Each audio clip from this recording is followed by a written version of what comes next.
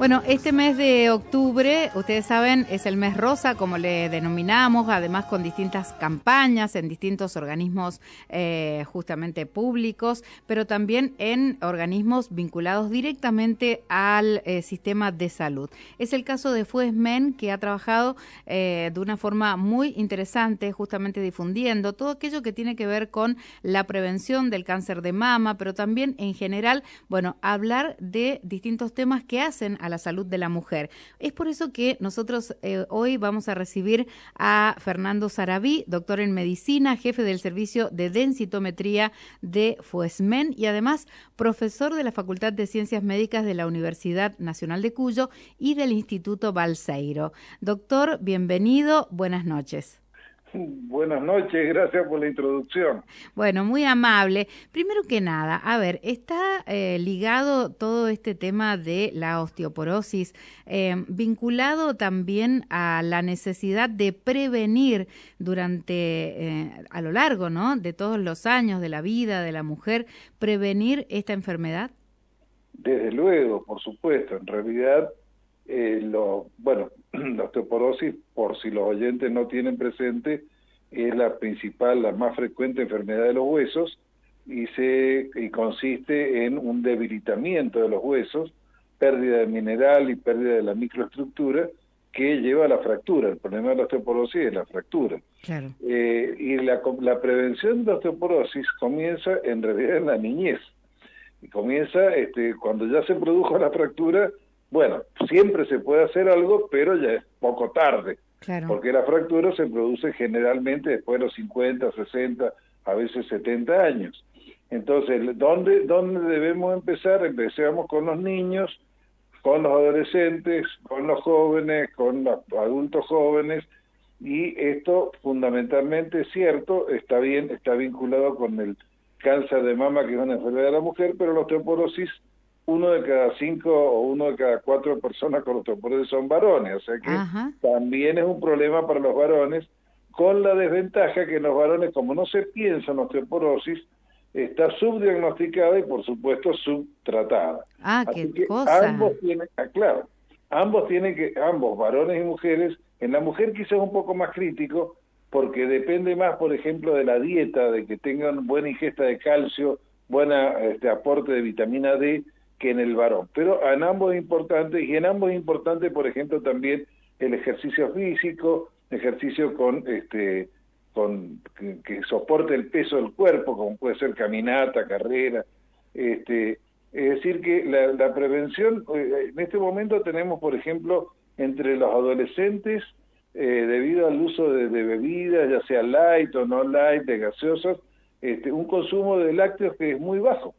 Entonces, eso hace que el aporte de calcio que tienen, y especialmente en los años de crecimiento, sea insuficiente, o sea, muy escaso.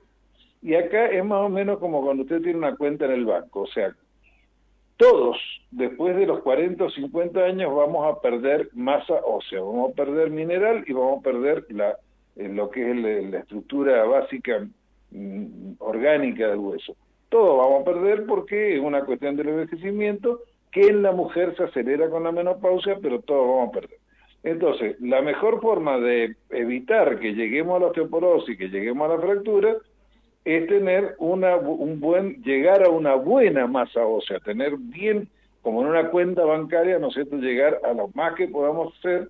Eso ocurre en general entre los 20 y los 30 años.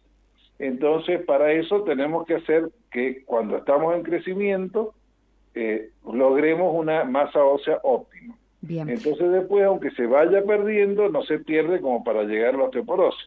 A ver, si hablamos entonces de la salud ósea, ¿tenemos que hablar desde que uno es chiquito, desde que somos bebés? Sí, no sé si bebés, pero sí, por supuesto también. Pero por lo menos desde la niñez hay que pensar ya en un buen aporte, sobre todo en el consumo de lácteos. De lácteos que inclusive vienen enriquecidos generalmente con vitamina D, que es el otro factor, o sea, el calcio de los lácteos y la vitamina D. Y bueno, y si no pensar si tiene intolerancia a los lácteos, bueno, ahora viene leche deslactosada también. Cuando hablo de lácteos me refiero a leche, a yogur, a queso, cualquiera de ellos puede servir para aportar el calcio que se necesita. Bien, independientemente si es hombre o mujer. Usted habló de los 20 años, de los 20 a los 30 años. ¿Por qué? ¿Qué pasa? Estamos hablando primero de lo que es el crecimiento, ¿no? Desde que Sí. son chiquitos hasta seguramente adolescentes. Pero ¿por qué habla o hace hincapié en los 20 años, a partir de los 20? No, que yo digo, lo que digo con respecto a los 20 o 30 años, Victoria, es que en realidad el esqueleto sigue creciendo, estamos hablando estadísticamente, sigue creciendo hasta la tercera década de la vida, o sea, entre los 20 y los 30 años. No todo el esqueleto crece y madura exactamente igual. Por ahí a lo mejor se completa la mineralización y el crecimiento de la columna y todavía el fémur, la cadera, no alcanza su óptimo. Entonces, más o menos se estima que entre los 20 y los 30 ya se alcanzó la máxima masa que va a tener, ósea que va a tener ese individuo, varón o mujer, en el resto de su vida. Entonces, ese va a ser el capital con el cual va a tener que vivir el resto de su vida, porque entre los 20 y los 40 años, más o menos 45, hay un equilibrio. O sea, la cuestión es así, cuando usted nace hasta los 20 o 30 años, el esqueleto va creciendo, o sea que va teniendo cada vez más hueso y más mineral. Entre los 20 y los 40 o 45 se mantiene en equilibrio, es decir, la cantidad de hueso es un tejido vivo, entonces continuamente se está renovando el esqueleto, más o menos un 10%, en la persona joven un 10% del esqueleto se renueva cada año. Entonces se está formando y se está reabsorbiendo hueso. Y eso es importante porque si nosotros dejáramos el hueso sin remodelar, sin renovar, se quebraría porque se producirían microfallas, y eso, bueno, es una cosa que hace que el hueso sea un tejido dinámico. Claro. Ese equilibrio se mantiene más o menos hasta los 40 o 45 años. Y después, si bien se sigue formando y reabsorbiendo hueso, la reabsorción supera en mayor o menor medida a la formación. Entonces los huesos van haciéndose gradualmente cada vez más débiles. En algunas personas, por alguna otra enfermedad, por ejemplo, por tratamientos con altas dosis de corticoides, etcétera, ese proceso se puede acelerar. Pero en todas las personas, como les dije al principio, se va a producir en mayor o menor medida. Nos hacen una consulta, y perdón la interrupción, pero no, por favor. nos dicen, en estos tiempos, desde la pediatría, se está recetando mucho corticoide por problemas respiratorios. Y bueno, antiguamente era el tema de los antibióticos. Ahora se trata de evitar cualquier ingesta de antibióticos, pero sí se receta mucho corticoide. Bueno. ¿Influye? Excelente pregunta. Mire, en realidad, ¿por qué se usan corticoides? Le quiero aclarar una cosa. Los tratamientos cortos con corticoides, aunque sean dosis altas, no tienen mayor problema. Bien. Pero en los problemas respiratorios en los niños, en realidad los corticoides que se utilizan son, salvo excepcionalmente con ataques agudos, son corticoides inhalados. Es decir, que ingresan al aparato respiratorio y prácticamente no se absorben. Entonces no llegan a la circulación general y por lo tanto no afectan los huesos. Salvo en dosis muy elevadas, normalmente no tienen mayor impacto sobre el hueso. Nosotros publicamos una revisión hace algunos años en la revista Panamericana de Salud Pública sobre el tema y realmente el corticoide inhalado tiene otros pequeños efectos adversos, pero no causa osteoporosis. Bien. Bien, importante. Sí. Gracias por la aclaración entonces para el oyente. Bueno, es muy importante. Continuamos entonces con lo que es el desarrollo de nuestra vida ósea, digamos. Y bueno, en la vida ósea el tema es que esta declinación que se produce normalmente con la edad se puede, bueno, en la mujer se acentúa durante los años que siguen a la menopausia y luego retoma la disminución que tendría inclusive en un varón. ¿Cómo se puede frenar? Bueno, siempre el calcio y la vitamina D y un aporte adecuado de proteínas en la dieta ayuda. Y también la actividad física, especialmente aquella que involucra soportar el peso del cuerpo, porque los huesos se mantienen, crecen y se mantienen con la carga mecánica que tienen. Por eso, por ejemplo, los astronautas cuando tiene que estar sin gravedad, tiene que tener un programa especial de ejercicio que le cargue mecánicamente los huesos para evitar descalcificarse. Aunque son personas jóvenes, atléticas y todo lo demás, pero es importante, se pierde mucho. Lo mismo que los ancianos, por ahí se pierde mucho cuando tienen que estar mucho tiempo en cama. Entonces, es importante durante toda la vida el hecho de tener una actividad física, aunque sea caminata, la caminata es muy buena. Claro. Pero que sea soportando el peso, porque hay ejercicios, por ejemplo, como la natación o el ciclismo, que son espectaculares para el aparato circulatorio, son muy buenos en muchos otros sentidos, pero no particularmente útiles para los huesos, porque en el caso del ciclismo el individuo va sentado y en el caso de la natación el agua soporta el peso del cuerpo.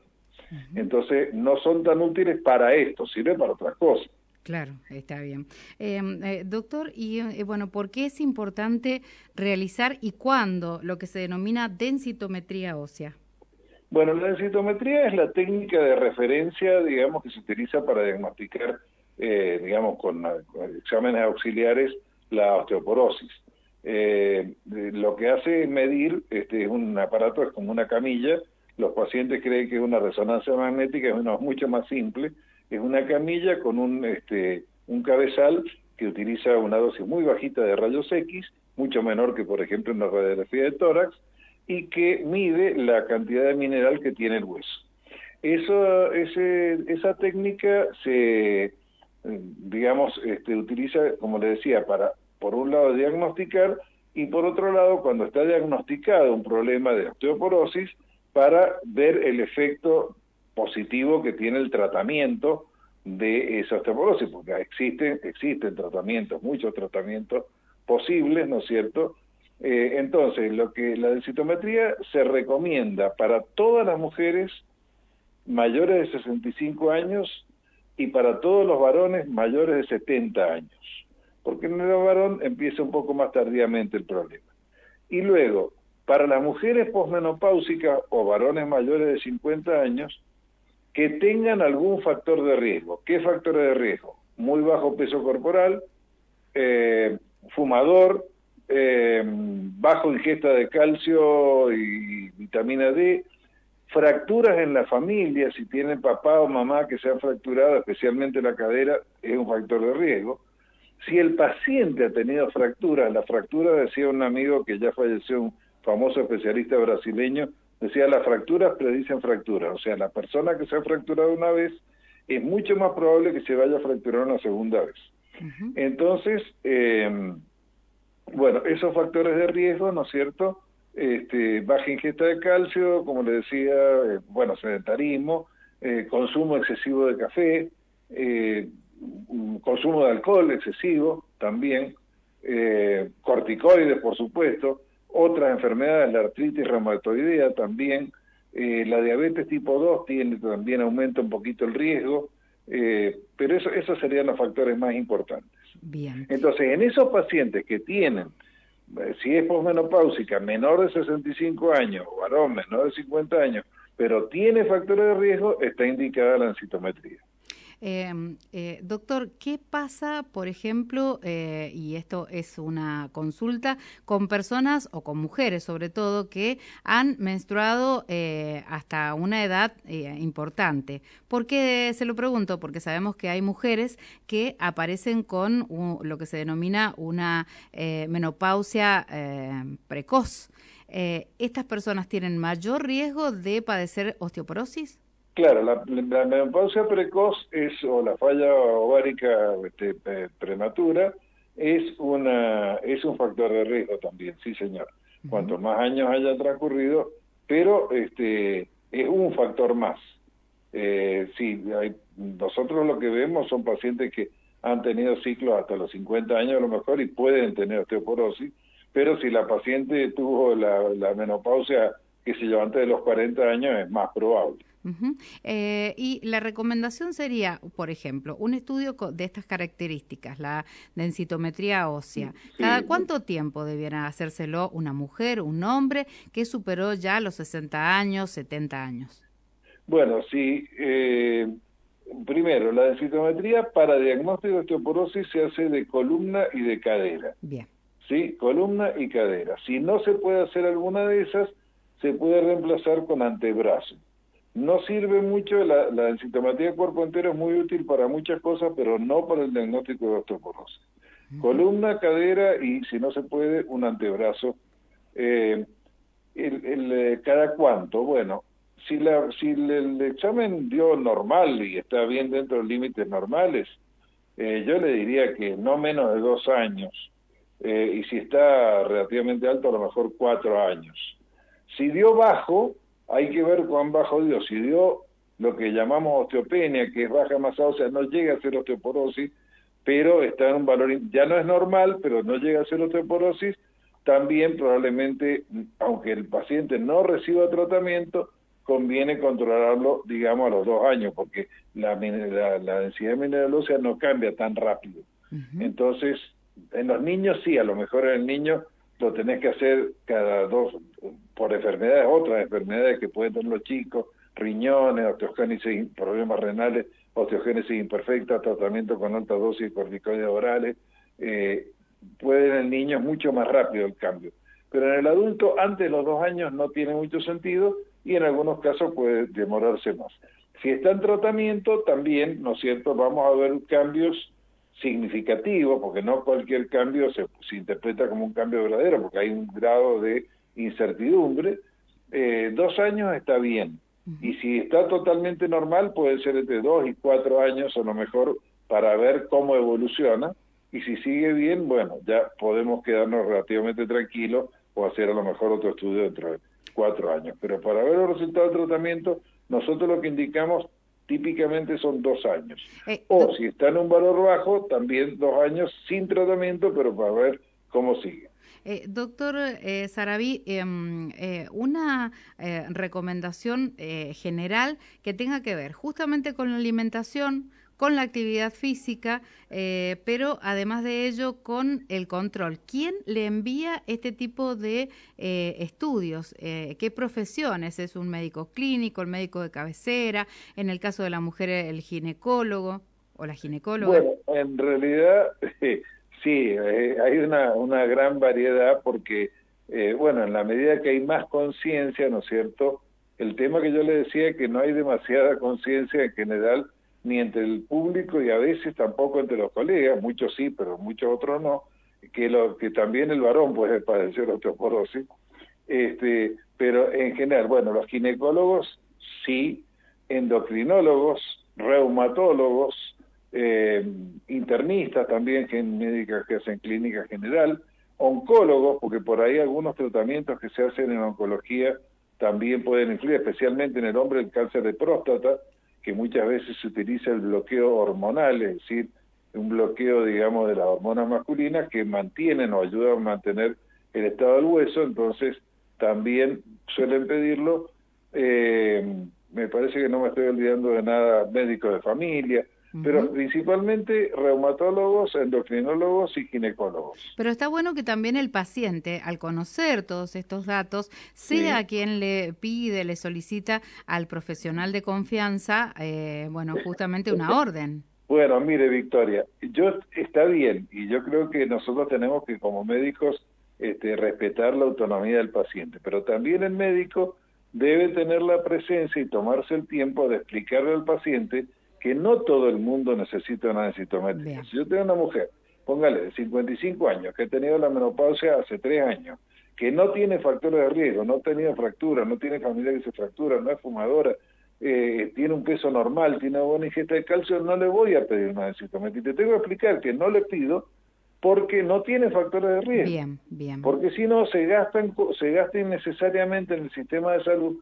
Nosotros hemos hecho trabajo sobre eso, y también es decir, un gasto innecesario. Bien, pero bien. Por ahí al profesional le cuesta, especialmente siendo paciente de confianza, le cuesta decirle que no, y muchas veces se pide así, pero realmente uno tiene que educar también al paciente, decirle, mire, no conviene pedirlo ahora por esta razón. Doctor, usted habla de un factor de riesgo hereditario. Sí, Bueno, no quiero ser autorreferencial, pero por ejemplo, mi mamá y mi abuela justamente fallecieron a consecuencia de una quebradura de cadera, una vez que ingresan al sistema sí, internados o en sí, algunos casos sí, los operan, a las pocas horas fallecen. Esto no sucede sí. en general y no asustemos a toda la gente, pero cuando uno escucha eso, bueno, tiene que ver, es parte de ese factor hereditario.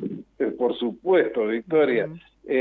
Y es muy importante. De todas maneras, aunque, bueno, usted habla de una complicación aguda, pero de todas maneras, en la mujer y especialmente en el varón, una fractura de cadera se sigue de un aumento de la mortalidad, no que se muera el 30%, pero aumenta la mortalidad 30 en la mujer y 50% más de lo que cabía esperar. O sea, Tremendo. aumenta sobre el nivel de base, supóngase un varón de 75 años, obviamente en el siguiente año algunos se van a morir, pero muere un 50% más de lo que se espera. Y además la otra cosa que tiene la fractura de cadera es la invalidez.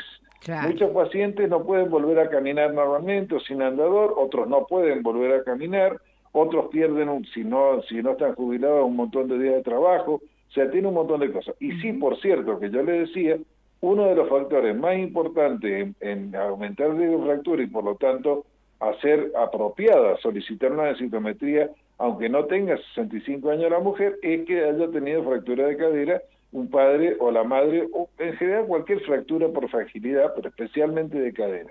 Y si Ujú. es la mamá y la abuela, mire, está totalmente Claro. en la línea para En hacer. la mira, digamos.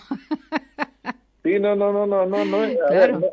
esto no es inexorable, Ujú. digamos, no es el destino No, no, fatal, no, pero pero está. son factores de riesgo que hay que tener en cuenta, sí, por supuesto. Y seguimos conversando con el doctor Fernando Sarabí. Nos preguntan signos y síntomas, es decir, ¿necesariamente es la caída o nosotros en la previa podemos llegar a sentir que nuestro mecanismo óseo no está funcionando del todo? Bueno, ese es un problema. Antes de contestarle la pregunta, usted mencionó caídas. Bueno, las caídas son otro factor de riesgo importante y eso por ahí ayuda el ejercicio porque la pérdida de equilibrio, o sea, el hecho de caerse aumenta la probabilidad de fracturarse, ¿no es cierto? Ujú. Especialmente si los huesos están frágiles, así que también ahí un programa de ejercicio puede ayudar a mantener la capacidad de mantenerse equilibrado, lo mismo que en el caso de personas ancianas, eliminar lo que son escalones, resaltos, cosas en las cuales se puedan tropezar. Bien. Volviendo al tema, lamentablemente la respuesta corta es no. Es decir, la osteoporosis no causa típicamente dolor, puede haber una pérdida de talla debido a la disminución del tamaño de las vértebras, pero que generalmente pasa desapercibida. Lamentablemente, lo típico es que la primera noticia de osteoporosis, si no se ha investigado antes por factores de riesgo, es la fractura. Ujú. Entonces ya no se puede hacer lo que se llama Llega prevención. tarde la Claro, noticia. ya no se puede hacer prevención primaria, es Claro. decir, evitar que ocurra la fractura, hay que hacer prevención secundaria, evitar que ocurran nuevas fracturas. Es por eso que es importante, ¿no es cierto?, cuando está indicado, hacer la densitometría, ¿no es cierto?, pero insisto, no hay que hacerla a todo el mundo, pero aquellos pacientes mayores de 65 si es mujer, mayores de 70 si es varón, o más jóvenes, pero que tengan factores de riesgo, conviene hacerla para ver si es necesario un tratamiento o no, si el paciente se puede quedar tranquilo, por lo menos por varios años, ¿no es cierto?, porque el factor, el riesgo absoluto que tiene la probabilidad de fractura a corto plazo o a 10 años es baja. Bien, entonces vamos a resumir antes de despedirlo, doctor Bien, Sarabí, vamos a decir alimentación desde pequeños, sí, especial hincapié en las edades en donde, bueno, todavía se está desarrollando el esqueleto, digamos, cierto. pero además hasta los 45 años en donde, bueno, tenemos que seguir cuidando nuestro cuerpo, Pero siempre, siempre. eso no caduca.